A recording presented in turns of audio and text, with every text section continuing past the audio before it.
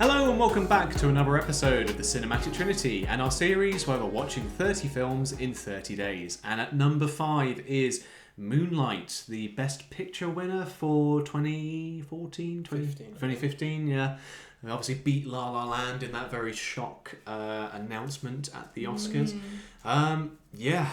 I'm going to be honest with you, I do not have an awful lot to say about this movie. So I will very much pass it over to you first, Tulip. What did you think about Moonlight?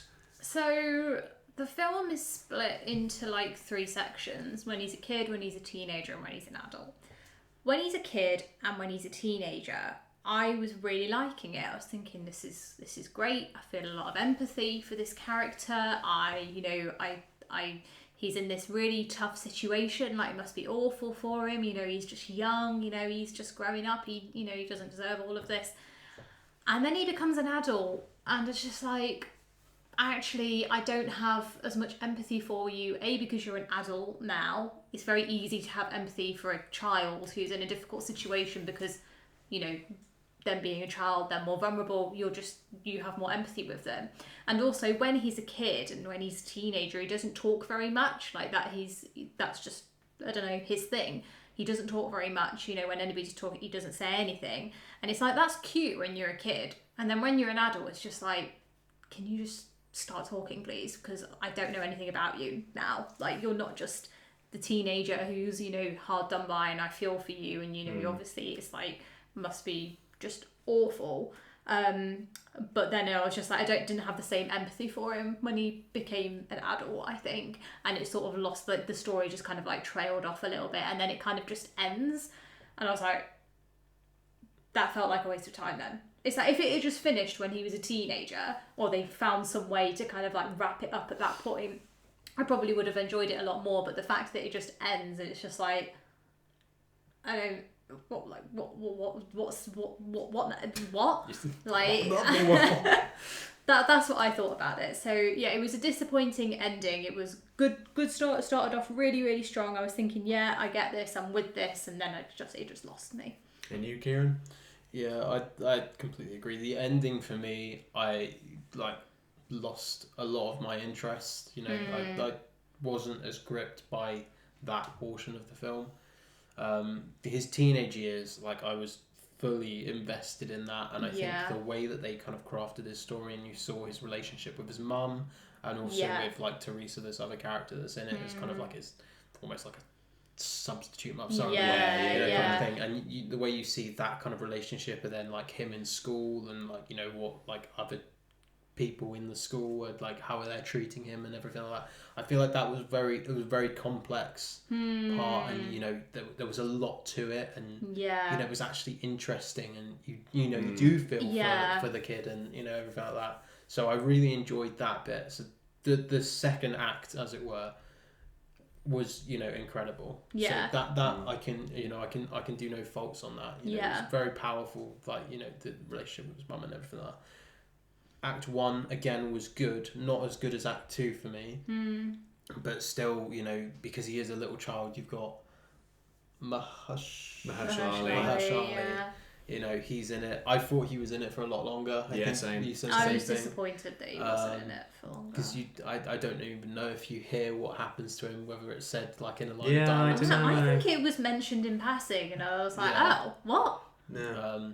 Because I just completely lost that, but it just seemed very strange that he was kind of like a father figure, and then he was just gone. But maybe that's the point of it. Yeah. Maybe it's for him to have a father figure there, and then just disappear, and then he's got to try and survive on his own. Yeah. But yeah, I mean that was good. The thing is, and it's like you say, I don't have a stake in it. I didn't enjoy it enough to really put a passionate point across to try and argue why I thought it was good, why it should be on this list. I don't really have that. Yeah. I mean, we definitely don't have any skin in the game, do we? I think it's one of those things. Like, watching it, I don't know whether from a white man's perspective, I can't it's not like I can't connect with the character, because like Kieran says, it's very tragic thing that Chiron has to his upbringing, his mum is just a drug addict, so watching that is terrible, and the way she treats him is terrible. And Mahershala Ali, his character is really good in terms of giving like he has a lot of presence in the beginning, and like his character and connection with Chiron is really good, and like he is sorely missed like as the film goes on.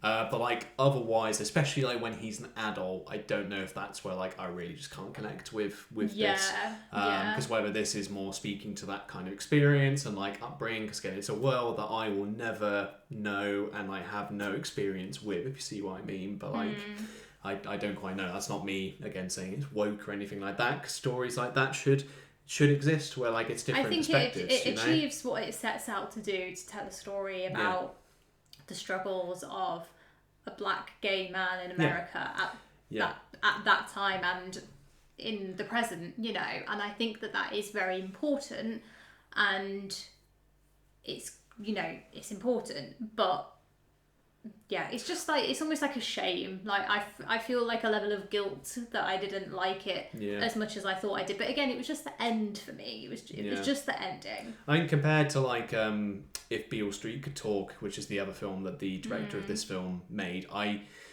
wasn't like mad on that film, but I did enjoy that more than this film, just because like that's like the story of like a black man who like he obviously gets into a new relationship and then he's found guilty of a crime he could never have committed, and it's like the racist system that's like in America and how like just evil it was towards that minority at the time. It's a really interesting story, but like I know for that film I couldn't quite, because of the way it was told, I couldn't quite get into it as well, and that ended in like a way where it wasn't overly satisfying, which this film was as well. But like you go into it, it's the 5th greatest film of the 21st century supposedly. It won the Oscar over La La Land. It's already got these mad like pre-expectations about it, so when it doesn't live up to that, or like it doesn't immediately grip you as like, yeah, this is brilliant, then you feel bad. It's like the same as Zone of Interest, which we won't go into, but like again, because we didn't connect with that story, it's like, are we idiots? Do we not understand it? Are we just like, you know, uncultured? Like, but I think, like I say, there's definitely a place for this movie, and I think people are very much allowed to enjoy it and connect with it, because people, like, that's again what films do best, and like stories like this deserve to be out there and like to be told.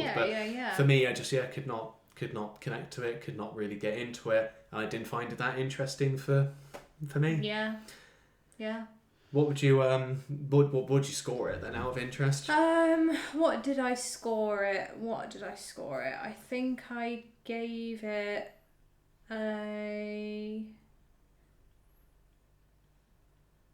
Oh, I don't know what I scored it. I think I might have given it a 7. I thought you were about to play your TikTok out loud there. Just be your... I gave it a 5. 7. Okay. A 5. Yeah.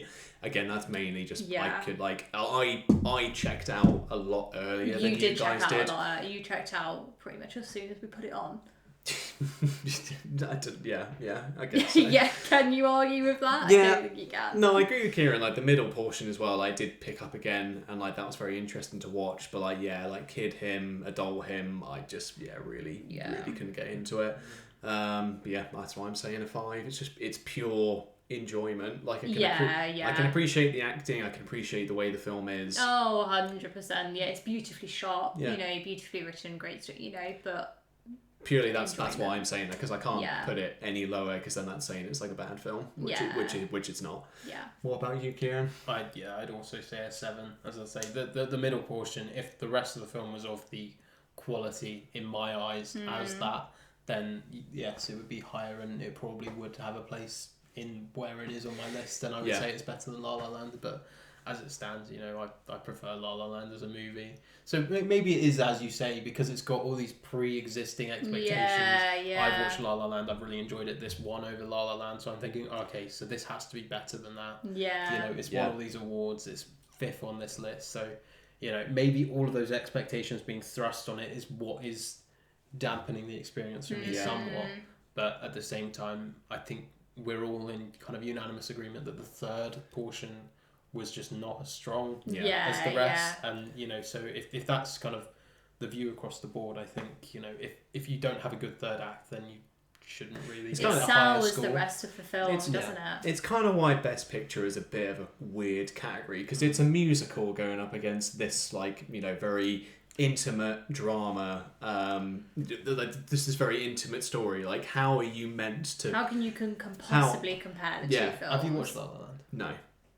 Okay. I know it's meant to be. I know it's yeah. like a musical with like There is- depressing stuff. Like there is very much a a story more than just a musical underlying it. I mean, that is the case. So with would most you- musicals? I know you guys don't like musicals, But but you- I feel like I have to fight my corner here. Did you get what I mean though? Like it's like trying to compare those Yeah. two. You still- I can't mean, compare yes, them, they yeah. are. They are completely different movies in every single way. But yeah, I mean, they still they both still have a plot line that they go along. It's just that La La Land throws in a few musical numbers here and there. Yeah. But then a lot of them are diegetic. That would happen in real life. The first one doesn't, which a lot of people don't like the opening scene to La La Land. That's the one because where they're like on the highway, isn't it? that's Yeah. on the highway. But I like it because it's a bit fun. So sue me. It's for all of us for us not liking this movie as much. Yeah. No, there we have it. That was very kind of in depth. We didn't go on many tangents there, to be No. fair. Good. Good, yeah. But we are firmly in the top 5 now. We've got 4 more films to go after this one as we get to the Exciting coveted times. number 1 spot. So Can't wait. yeah, who knows what Best Picture winners are we going to come up against this time around, and are we going to agree? But if you've seen Moonlight, please let us know your thoughts in the comments below. I'm really interested to see what people have to say about this film and how they connected with it and what they thought about it. So no, do let us know, guys. But in the meantime, we're going to catch you at film number 4.